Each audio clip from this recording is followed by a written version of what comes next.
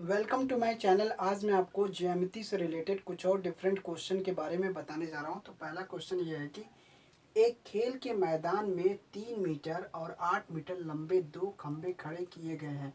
यदि इन खंभों के निचले सिरों के बीच की दूरी 12 मीटर हो तो उनके ऊपरी सिरों के बीच की दूरी ज्ञात कीजिए। तो पहला क्वेश्चन ये दिया हुआ, एक खेल के मैदान में 3 मीटर दो लंबे खंभे खड़े किए गए हैं। तो एक 3 मीटर वाला है और एक 8 मीटर वाला है। 3 मीटर का खंभा और एक 8 मीटर वाला है। दो खंभे खड़े किए गए। यदि इन खंभों के निचले सिरों के बीच की दूरी 12 मीटर है, यानी कि इनके निचले सिरों के बीच की दूरी जो है वो 12 मीटर है, तो उनके ऊपरी सिरों के बीच की दूरी ज्ञात कीजिए। ये खंभे हैं ए बी एक खंभा है, सी डी एक खंभा है।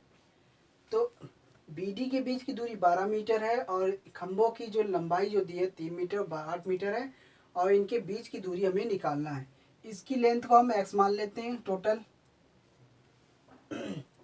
इसको हम क्या करते हैं, सीधे इस लाइन के पैरेलल एक लाइन और खींचते हैं 90 डिग्री पर, यानी कि ए से डी सी पर लंब डाला गया है। हमने क्या किया, ए से एम जो है वो परपेंडिकुलर है वो डीसी पे। एम जो है परपेंडिकुलर डीसी पे डाल दिया। तो इस तरीके से ये जब 12 मीटर है तो ये वाला भी हिस्सा जो 12 मीटर हो जाएगा। इसकी लेंथ 12 मीटर हो जाएगी। अब बात आती है, जब ये 3 मीटर है तो इधर वाला भी हिस्सा 3 मीटर हो जाएगा और ये वाला हिस्सा 5 मीटर का हो जाएगा, क्योंकि टोटल लेंथ आपकी कितनी है, टोटल लेंथ आपकी है 8 मीटर। जब टोटल लेंथ 8 मीटर है, ये 3 मीटर हो गया, बाकी का जो हिस्सा बचेगा वो 5 मीटर हो जाएगा। तो 8 में से 3 घटाएंगे तो 5 मीटर आ जाएगा, क्योंकि इधर आपका 3 मीटर है। तो ये यानी कि ए बी की जितनी लेंथ होगी उतनी ही लेंथ डी एम की होगी। तो कहने का मतलब ये है, ए बी की जो लेंथ होगी वो डी एम के इक्वल होगी और बी डी की जो लेंथ होगी वो ए एम के इक्वल होगी। तो इस तरीके से हमने इसको ऐसे कर दिया। अब इस तरीके से क्या हुआ, यहाँ पे पाइथागोरस थ्योरम लगा देंगे, आपका आंसर आ जाएगा। तो क्या करते हैं, सबसे पहले हम क्या लिखते हैं, पहले फिगर में इस तरह से हम क्लियर कर लेंगे और उसके बाद हम लिखेंगे दिया में। सबसे पहले लिखेंगे दो लंबे खंबे हैं जिनकी जिनकी ऊंचाइयां जो हैं 3 मीटर है और 8 मीटर है, और इन खंभों के निचले सिरों के बीच की दूरी जो है वो 12 मीटर है। इतना आपको दिया है। अब ज्ञात ये करना है कि इनके सिरों के बीच की दूरी बताना है। तो आप सीधे सीधे आप AC की वैल्यू फाइंड आउट करनी है आपको। तो ज्ञात में लिखेंगे AC equal to question mark लगा के दिखा देंगे। अब सीधे सीधे यहाँ पे गणना क्या करते हैं, गणना में क्या करना है आपको, ये कैसे इक्वल हुआ ये आपको दिखाना पड़ेगा। यहाँ पे ए बी आपका 3 मीटर है और DC जो है आपका 8 मीटर है, BD जो है वो आपका 12 मीटर है। अब इन तीनों की मदद से आपको इक्वल करके दिखाना पड़ेगा। तो हमने क्या किया, AM जो है हमने DC पर परपेंडिकुलर खींच दिया। अब यहाँ पे क्या होगा, 90 डिग्री पे हो गया, परपेंडिकुलर खींचा है। अब यहाँ पे जो BD की जो लेंथ होगी वही लेंथ AM की होगी और BD की जो लेंथ होगी वही लेंथ AM की होगी, और जो AB की लेंथ है वही लेंथ हम DM की कह रहे हैं, यानी कि MD कहें या DM कहें। तो ये यानी कि ये BD और AM, BD की जो लेंथ है वो 12 मीटर और AB की जो लेंथ AB 3 मीटर है, तो DM की भी लेंथ 3 मीटर होगी। इस तरीके से शो कर दिया। अब यहाँ पे त्रिभुज AMC में क्या करना है, तो त्रिभुज एएमसी में क्या होगा, त्रिभुज एएमसी में अगर पूरी लेंथ आपको डीसी दी है, पूरी लेंथ आपको डीसी को हम क्या कह सकते हैं, डीसी को डीएम प्लस एमसी इस तरह शो कर सकते हैं। तो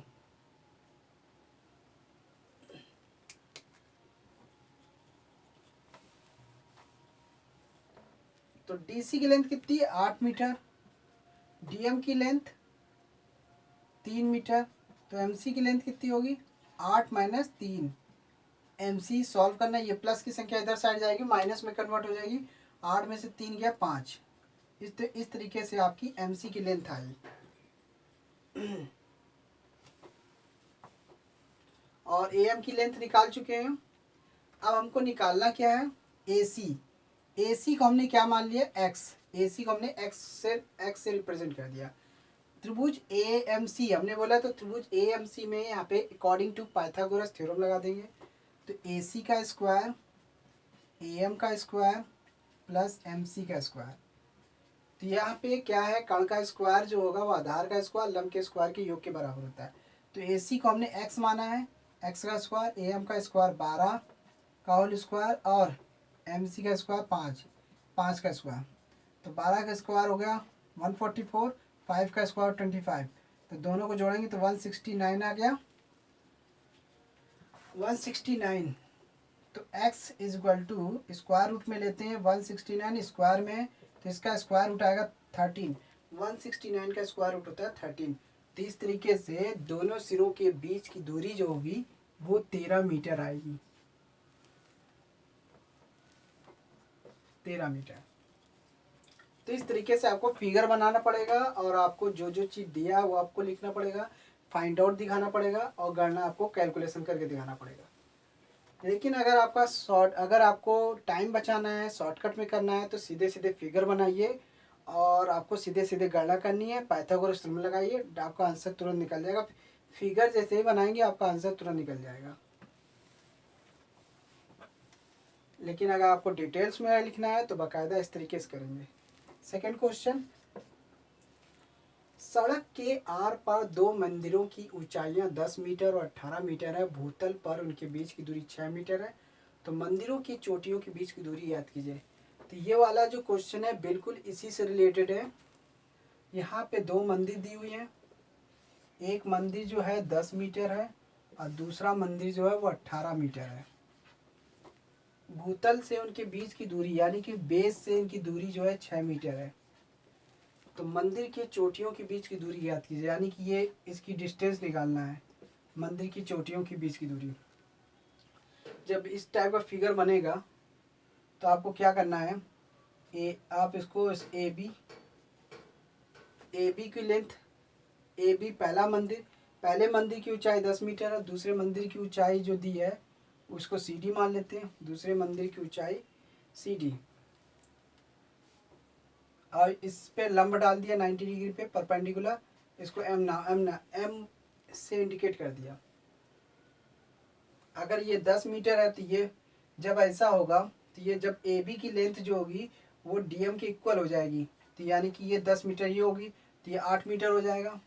पूरी लेंथ आपकी 18 है तो ये इतनी 10 है, तो ये बची हुई लेंथ आपकी कितनी हो जाएगी, 18 में से 10 घटाएंगे तो आपका 8 बचेगा। बी डी की लेंथ जो होगी वो ए एम के इक्वल होगी। अगर बी डी की 6 मीटर है तो इसकी भी 6 मीटर होगी। तो इस तरीके से आपका ये वाली साइड ये दोनों साइड पता चल गई है। आप इससे मंदिरों के बीच की दूरी बड़ी आसानी से निकाल सकते हैं। और इस हिसाब से अगर देखा जाए तो इसका कैलकुलेशन करते हैं पाइथागोरस के हिसाब से 64 होगा, ये 36 होगा, दोनों को जोड़ेंगे तो 100 होगा, स्क्वायर रूट निकालेंगे तो 10 आएगा। तो मंदिरों के चोटियों के बीच की दूरी आपकी 10 आएगी। लेकिन अगर आपको डिटेल्स में करना है तो आपको शो करके दिखाना पड़ेगा। तो आपको सबसे पहले क्या लिखना पड़ेगा, दिया। दिया में क्या लिखेंगे, दिया में लिखेंगे सड़क के आर पार दो मंदिरों की ऊंचाइयां 10 मीटर और 18 मीटर है और इन मंदिरों के बीच की दूरी जो है वो 6 मीटर है। इतना आपको दिया में लिखना है और ज्ञात क्या करना है, मंदिरों के चोटियों के बीच की दूरी। बस गणना आपको करनी है। गणना में आपको क्या करना है, सिंपल सा गणना गणना में आपको करना ये है, ये दिखाना पड़ेगा ये लेंथ ये इक्वल कैसे हुई, ये लेंथ इक्वल कैसे हुई। तो हम सबसे पहले क्या करते हैं,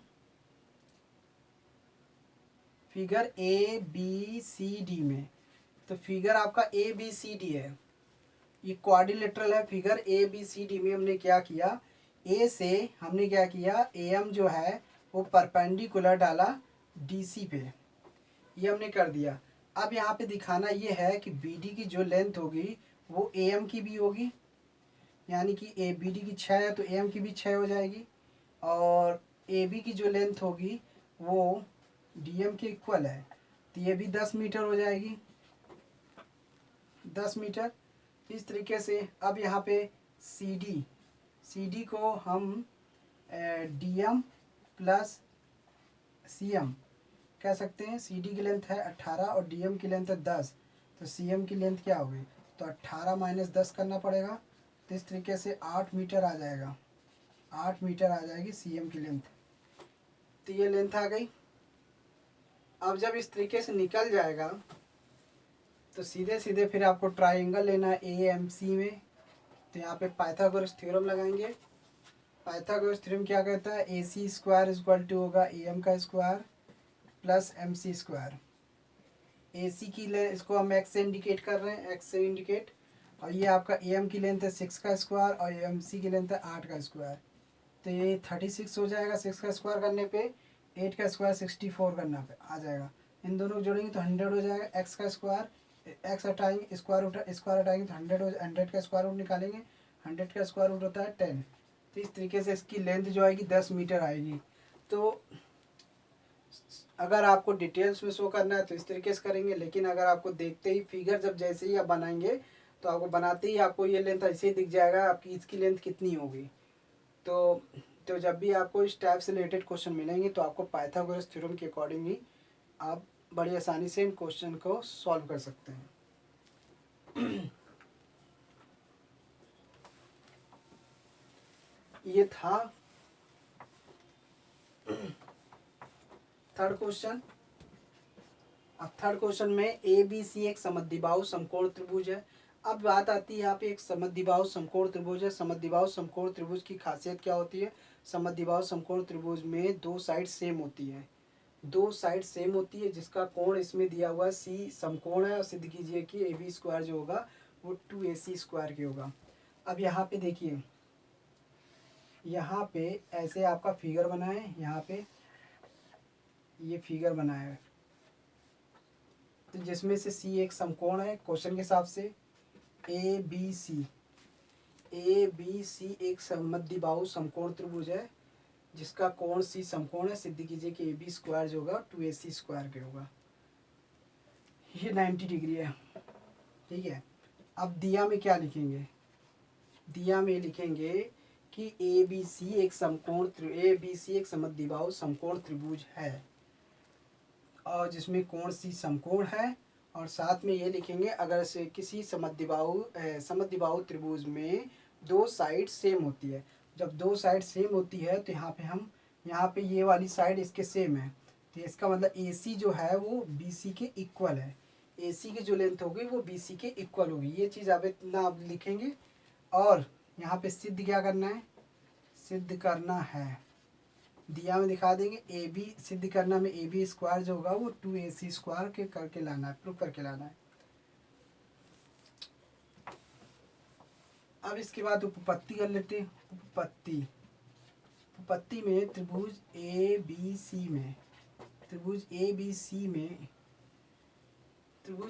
सी में AC जो है वो BC के इक्वल है, और एंगल ACB जो है वो आपका 90 डिग्री है। इतना आपने शो कर दिया। सीधे सीधे आपको पाइथागोरस थ्योरम लगा दीजिए, आपका ये जो टर्म्स है आप बड़ी आसानी से आ जाएगा। अब A B Pythagoras theorem, according to Pythagoras theorem के हिसाब से ए बी का जो स्क्वायर होगा वो BC के स्क्वायर प्लस AC के स्क्वायर के। अब जबकि यहाँ पे AC जो है BC के इक्वल है, तो हम BC को हम AC भी कह सकते हैं। तो इस तरीके से AC square AB square equal to ये हो जाएगा 2AC स्क्वायर। यही आपको प्रूफ करना था। तो बड़ी आसानी से समद्विबाहु समकोण त्रिभुज होगा, आप इसको बड़ी आसानी से सॉल्व कर सकते हैं पाइथागोरस थ्योरम के अकॉर्डिंग से। तो thanks for watching my video, धन्यवाद। अगर आप मेरे चैनल के नए व्यूवर्स हैं तो प्लीज़ मेरे चैनल को सब्सक्राइब कीजिए, बेल आइकन को दबाना मत भूलिएगा आगे की वीडियो को नोटिफिकेशन के लिए। धन्यवाद।